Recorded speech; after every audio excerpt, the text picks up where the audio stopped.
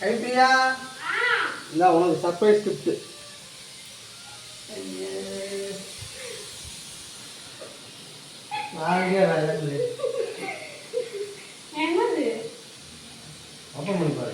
ஐயா கைப்பிரியா தங்கம்மா இல்ல அவரு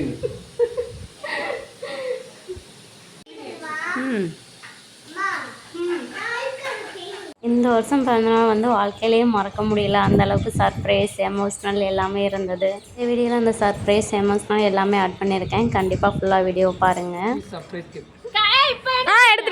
எடுத்துட்டேன் wish you surprise gift.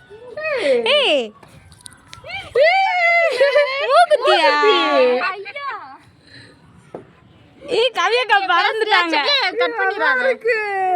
Zoom போ தங்கத்துல சேது இல்ல.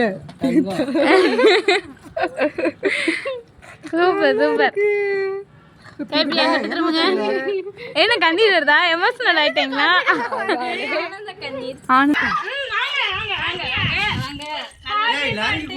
ஐயா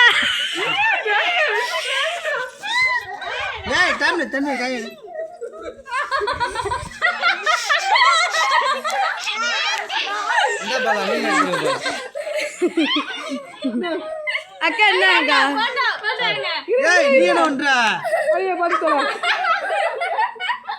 என் மேல யாரும் தடவ மாட்டாங்க, நானே தடவிக்கிறேன்.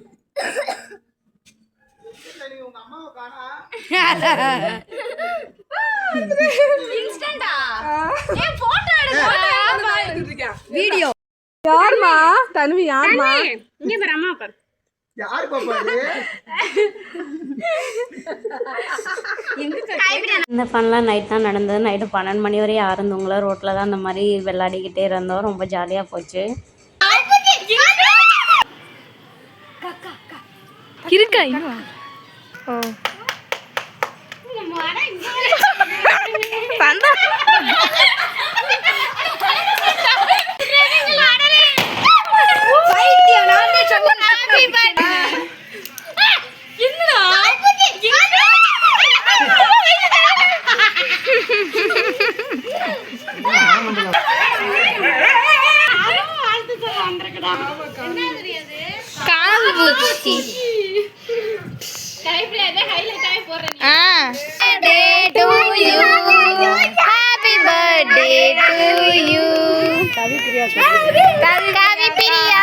Happy 27 Kavipriya.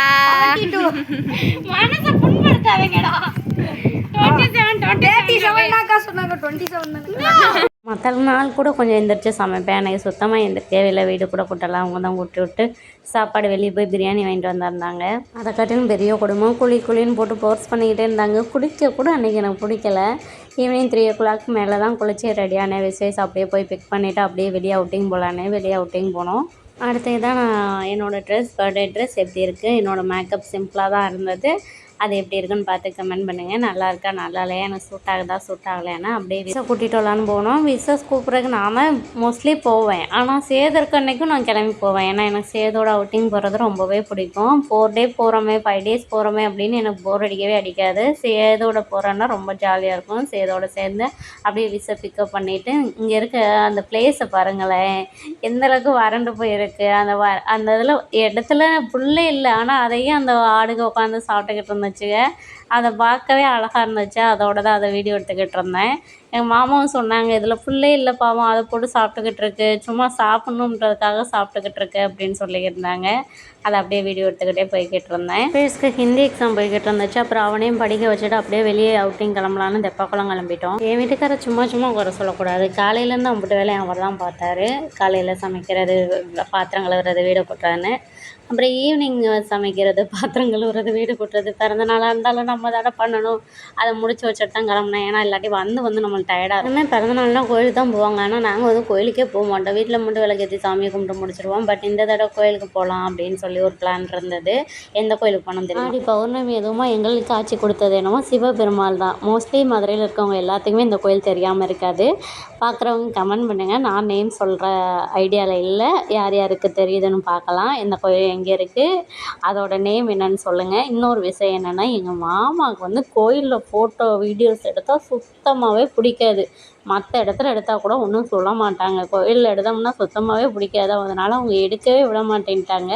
அப்புறம் அங்கே இந்த 2 டாக்ஸ் தெரிஞ்சது. அந்த டாக்ஸ் வந்து என்னை விடவே இல்லை. எனக்கு டாக்ஸ் சுத்தமாக பிடிக்காது. ஆனால் இவங்க 2 பேரும் என்னை விடவே மாட்டேன்ட்டாங்க. எல்லோரும் தாங்க யார் பக்கத்துலேயும் போகல. என் கூடயே என் பின்னாடியே என்னையவே பிடிச்சி எடுத்துக்கிட்டு தெரிஞ்சாங்களா. அதோட மாமா சொன்னாங்க, உனக்கு வந்து அந்த சிவனோட பிளெஸ்ஸிங் தான் இது வந்து அப்படின்னு சொல்லியிருந்தாங்க. அதே மாதிரி நாங்கள் போனோன்னே அன்னதானம் போட்டாங்க. அதையும் வாங்கி நான் சாப்பிட்டுட்டேன். அந்த அன்னதானம் கொடுத்த சாப்பாடு சாப்பிடுமே எனக்கு வயிட்டாமன்னு ஆயிடுச்சு. அதோட நான் எதுவும் எடுத்து சாப்பிடல. ஆனால் விஸ்வேஸ் எல்லாம் சாப்பிட்ற மாதிரி மேங்கோ, பைனாப்பிள், அந்த நட்ஸு எல்லாம் வாங்கிக்கிட்டு இருந்தது. நைட்டும் சரி பகலும் சரி அந்த தெப்பக்குளத்தில் இருக்க அழகு வேறு எதுலேயுமே இருக்காது. அவ்வளோ ஒரு அழகாக அந்த சுற்றி பாருங்களேன். எல்லோரும் எதுக்காக அந்த இடத்துல வந்து உட்காராங்கன்னு அப்போ தான் புரிஞ்சுது. அப்புறம் இந்த சாப்பில் அந்த பொம்மையை தொங்க விட்டுருந்ததை பார்த்தீங்களா, அந்த பொம்மை தொங்கினது எனக்கு ரொம்பவே பிடிச்சிருந்துச்சு. அப்புறம் விஸ்வேஸ் வந்து அந்த 3Dயா அதை பார்க்குறேன்னு சொல்லிக்கிட்டு இருந்தான். அது கூட பாப்பா பக்கத்தில் இருக்க அந்த சேர்லேயும் ஏறி உட்காந்துக்கிட்டு இருந்தா. அது விஸ் வந்து என்ன தீம் பார்த்துச்சுன்னா ட்ராகன் தீம் தான் பார்த்தது. ட்ராகன் வந்து பக்கத்தில் வந்து பிள்ளையை கடிக்க வந்துருச்சு. ஆனால் பிள்ளை பயந்துருச்சு வந்து சொல்லிக்கிட்டு இருந்துச்சு, அம்மா என்னை வந்து அட்டாக் பண்ணிடுச்சுமா அப்படின்னு சொல்லிக்கிட்டு இருந்தது. பாப்பா இந்த பால் ஒன்றை வாங்கிட்டு இதை வாங்கி கொடுக்கலன்னு ஒரே அடம். அப்புறம் வாங்கி கொடுத்ததுக்கப்புறம் அந்த பாலையும் விடவே இல்லை. அதை கையில் வச்சுக்கிட்டு அவள் பாட்டுக்கு உட்காந்துருந்தா. அதோடு நாங்கள் கிளம்பிட்டோம். அப்புறம் பூ வாங்கிட்டு வந்தோம் தெப்பக்குளத்தில். அங்கேயே எனக்கு வைக்க இன்ட்ரெஸ்ட் இல்லை. அதோடு இங்கே வந்து அவங்க தான் வச்சு விட்டாங்க. இதை வைக்கிறதுக்கு எதுக்கு அவங்க அவ்வளோ வெக்கப்பட்டாங்கன்னு எனக்கு தெரியல. வச்சுட்டு ஒரே ஓட்டமாக ஓடிட்டாங்க. அப்புறம் நைட்டு தோசை சுட்டு அங்கே போய் சாப்பிடுவோம் அப்படின்னு பிளான் பண்ணியிருந்தோம். மொட்டை மாடியில் போய் சாப்பிட்டு மொட்டை மாடிலே தூங்கலாம் அப்படின்னு சொல்லி. லைட்டு கொஞ்சம் கம்மியாக இருந்துச்சு, அதனால தான் தெரியல. பட் என்னோடய மூஞ்சி மட்டும் ரொம்பவே கிளியராக ப்ரைட்டாக தெரிஞ்சது. அதோட மொட்டை மாடியில் போய் சாப்பிட்டுட்டு இருந்தோம். என் வீட்டுக்கார்ட்டே எனக்கு பிடிச்ச விஷயம் என்னென்னு தெரியுமா, அந்த இதை தான்.